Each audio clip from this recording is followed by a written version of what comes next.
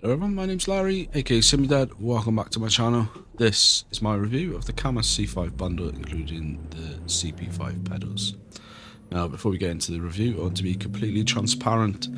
The unit was kindly sent to me by Cammus at no charge. However, with that being said, all the views in this video are my own, based off my own experience using the wheel, and they've not been influenced in any way by any contractual obligation with Cammus to only be favourable. For context, what I was using as my daily driver prior to the Cammus was a Logitech G25 with the Logitech H shifter. However, the Logitech pedals died with the dreaded potentiometer issue, which after numerous fix attempts completely gave up, so I was using the pedals from the Logitech heavy equipment bundle. So what I was sent a Cammus C5 Direct Drive wheel, the Cammus CP5 pedals, and a desk mount. Cammus C5 markets itself as the world's most compact direct drive wheel. The wheel boasts a constant of 5 Nm of torque and a peak of 7 Nm. The wheel is a leather material with hand stitching, contains 20 programmable buttons and 3 rotary encoders. The wheel itself weighs in at 3.7 kilos and is 67mm front to back of the unit. The wheel also has an LED rev indicator and a small screen.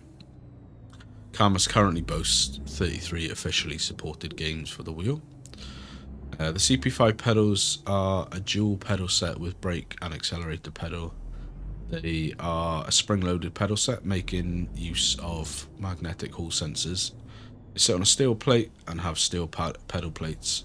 The wheel itself retails for $250 on its own, or for $50 more you can get the CP5 pedals included, and the desk mount is $29. For a 5% discount on that, use code SIMIDAD at checkout at cammusracing.com. Now, before we dive into the review properly, if you enjoy my content, I would be grateful if you could smash the like button and subscribe if you aren't already. Now we'll get into the review. So dealing with Cammus was easy enough. I was kept informed along the way. Replies were prompt, and once the goods had been dispatched, I received an email with a tracking number on it. The courier was UPS, the package was well packed and nothing was damaged on arrival. Nothing much to write home about here, just standard internet retailing. Delivery from initial agreement was 10 calendar days. That was from a UK warehouse, and I would imagine that's probably representative of their general shipping time. So my first impressions, I opened the wheel first and was pleasantly surprised. Although the wheel has a very obviously unique design, with it being ordinarily the majority of direct drive wheels that I've seen, the direct drive mechanism is a small footprint cube that has a quick release wheel. However, with the C5, the direct drive mechanism is built into the center of the wheel itself, with 2 arms that attach to the back, which Cammus call a T-bracket. These protrude out of the back to attach to the desk clamp or a sim rig. It's certainly a unique design. It's a Marmite design, to be honest. Some love it, some hate it. The leather material feels nice in the hand. It feels slightly textured for grip, and the stitching seems well done. I do have my doubts about whether it's genuine leather or a pleather material, but either way it feels nice in my hands. The carbon faceplate is a nice aesthetic touch, although it doesn't seem to be anything other than aesthetic. The metal construction of the wheel gives it a sturdy and robust feeling, and the buttons and rotary encoders are all tactile under the finger. One thing to note is the paddle shifters are exceptionally small in comparison to my previous Logitech G29 wheel. Interestingly, there was a small blower style fan included in the box, which bolts onto the desk clamp to serve a cooling purpose. Initially I was concerned about it being a blower style fan with regard to sound, but in practice the fan seems quite powerful and is practically silent. I haven't heard it under load yet.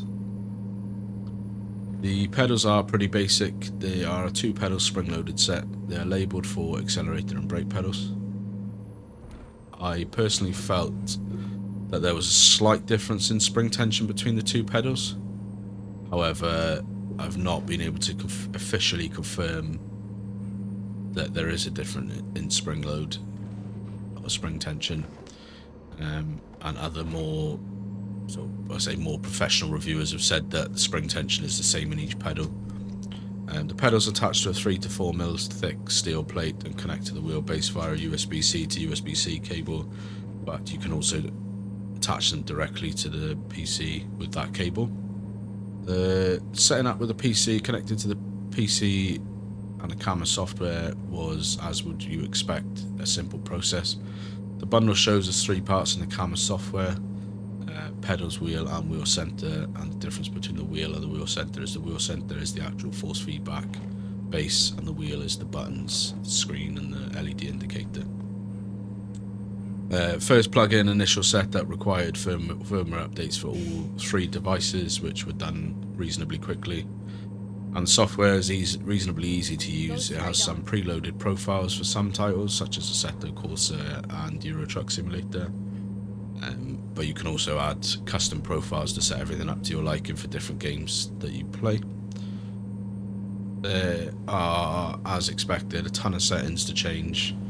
So you can change the strength, the damping and the feel for the general wheel, so you can really dial it into how you like it depending on what game you're playing. I was also pleased to see that I was able to change what was displayed on the small screen. There are 3 options, so miles per hour, kilometers per hour and gear.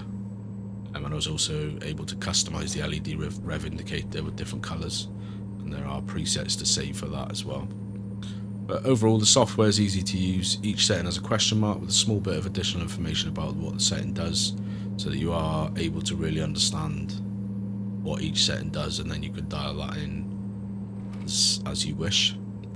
The only slight issue I have with the software is a minor setting to be able to use the set with Forza Horizon 5, but it doesn't make that particularly clear. I had to search the answer out for that. We come to the pedals now. So as I said earlier, the pedals are basic. You get two spring-loaded pedals with magnetic hall sensors. They're constructed mainly out of steel. They do feel sturdy underfoot, and the pedals are mounted to a rectangular plate, which has 4 holes for attachment to your sim rig of choice. Included in the box are 6 rubber pads to assist with restricted movement on the floor if you're not using them with a sim rig. The pedal plates have multiple positions, so you can dial the position to your liking, and both pedals feel responsive in the variety of games I tested them in. You can set minimum and maximum inputs in the software to tailor to your style and liking. And as I said earlier, there does feel like a very slight difference in spring tensions between the brake and accelerator. However, looking at the springs in position, they do look identical, and they've not been able to officially confirm if the springs are tensioned differently. One issue I have had with the pedal is the brake pedal has developed a minor squeak when depressed completely to the floor. It's not a huge issue, but it does make me question the longevity of the pedals if the sort of 2 months of use they've started squeaking already. Overall, the pedals are adequate.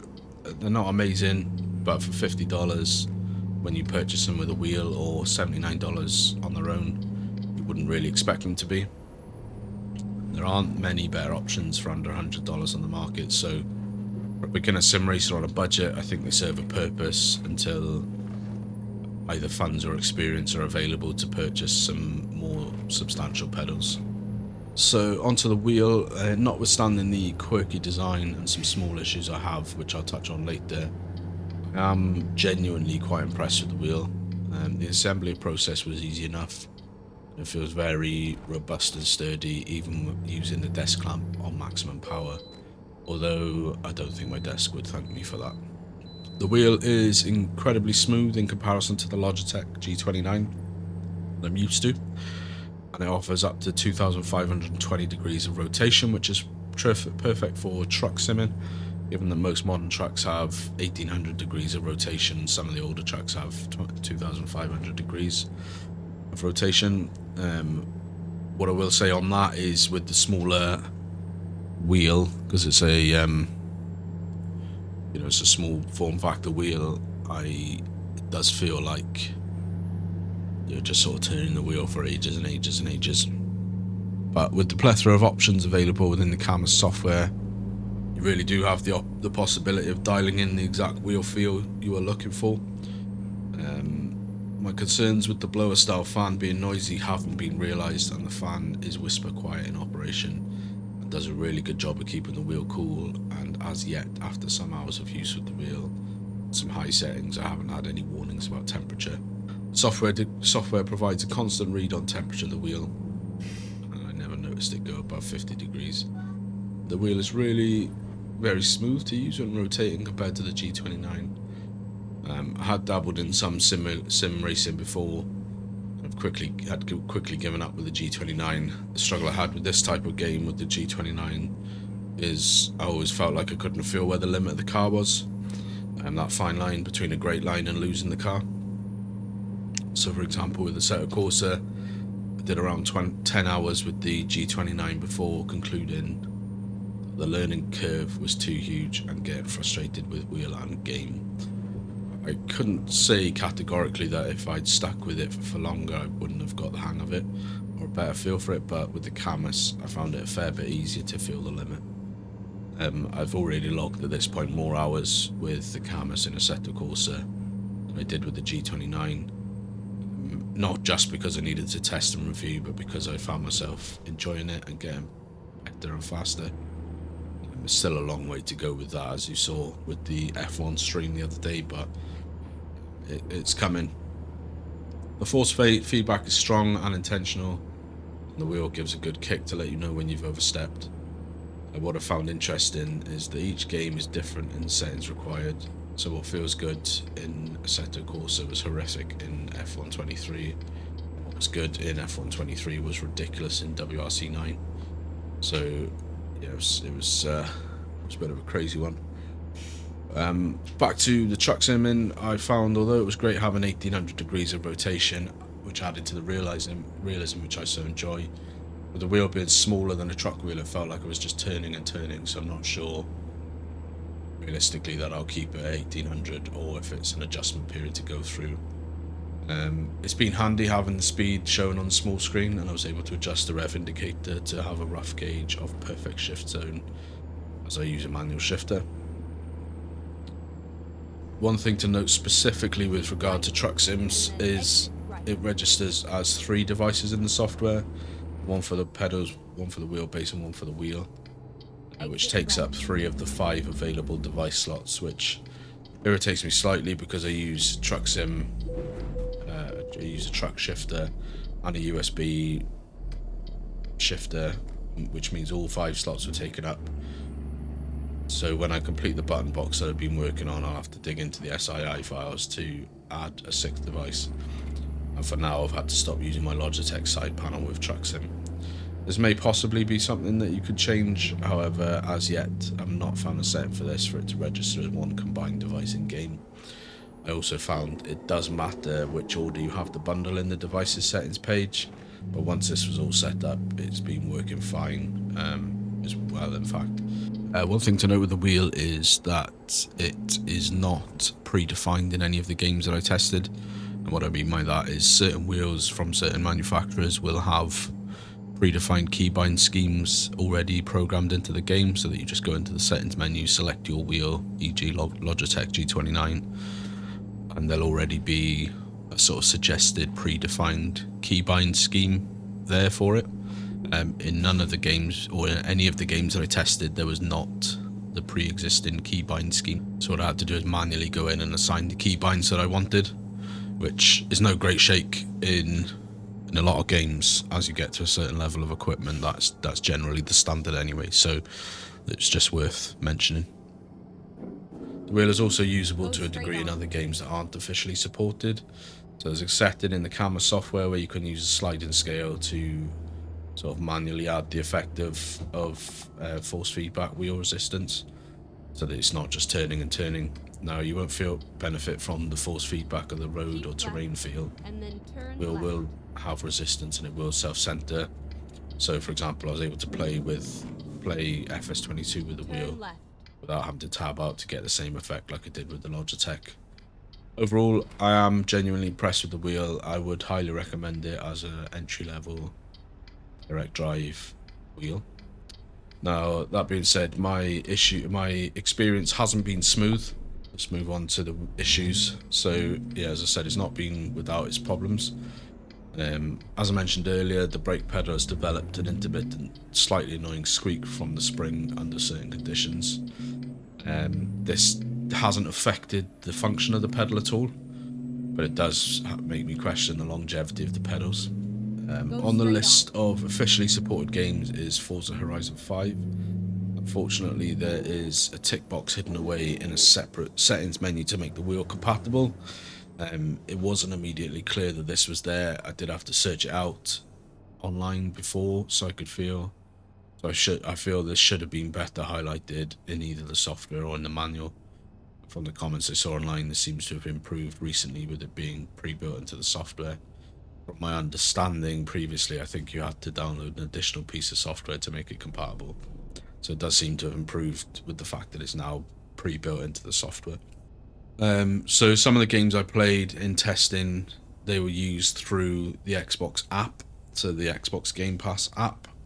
These games were Forza, Wreckfest, and F123. And on those games, the rev indicator and LED screen didn't seem to work.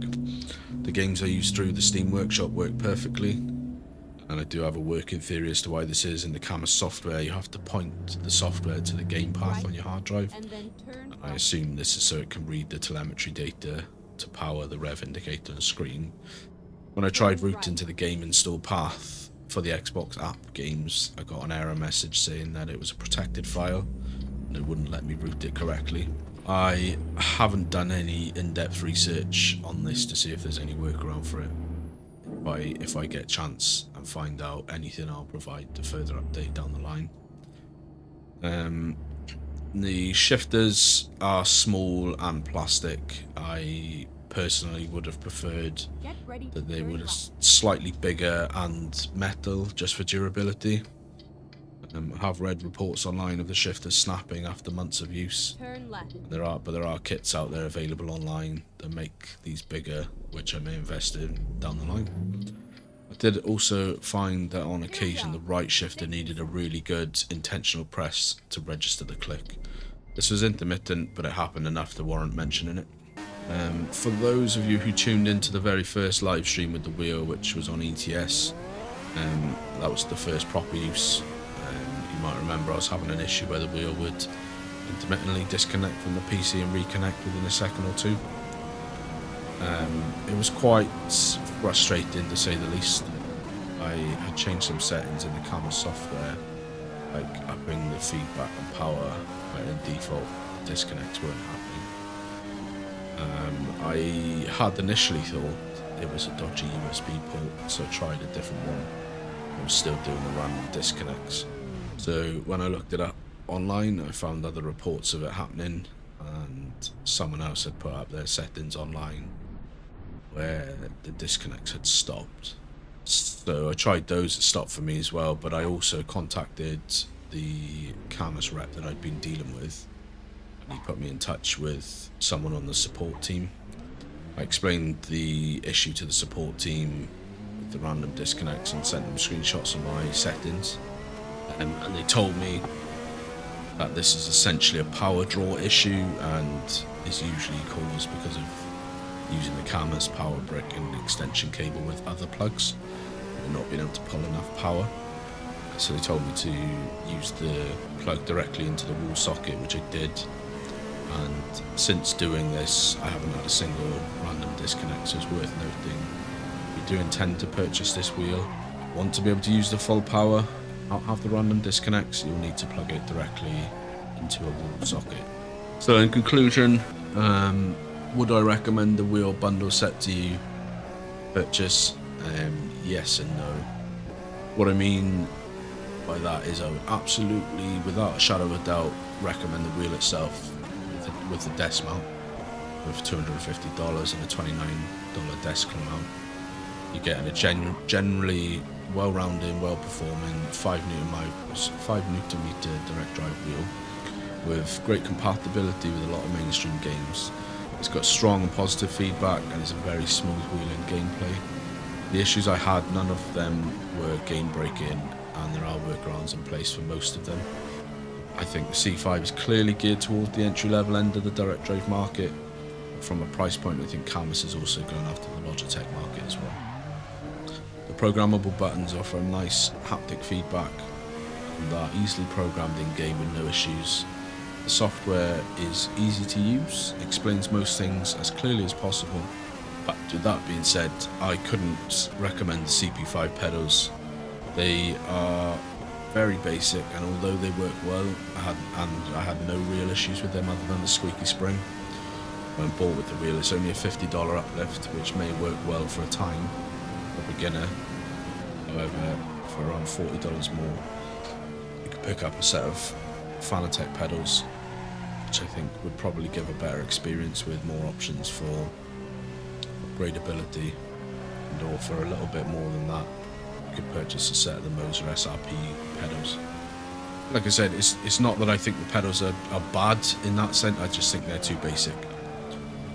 There are, I believe, a small amount of mods available for the pedals, which I may purchase to see if the pedals can be improved, but I will probably look to replace the pedals soon. I will, however, continue to use the wheel as my daily driver, as I have loved using it and it feels really nice in use. So yeah, all in all, pretty good. I would genuinely recommend getting the C5 if you're looking for a direct drive wheel. Don't forget, guys, if you are interested in purchasing the Cammus C5, you can get a 5% discount with the code SIMUDAD at checkout on cammusracing.com. And yeah, that's it. If you've enjoyed the video of my ramblings, smash the thumbs up button, as it really helps me out with the algorithm. And if you've enjoyed the content, consider subscribing to the channel. Until next time, guys, thanks for watching and take care.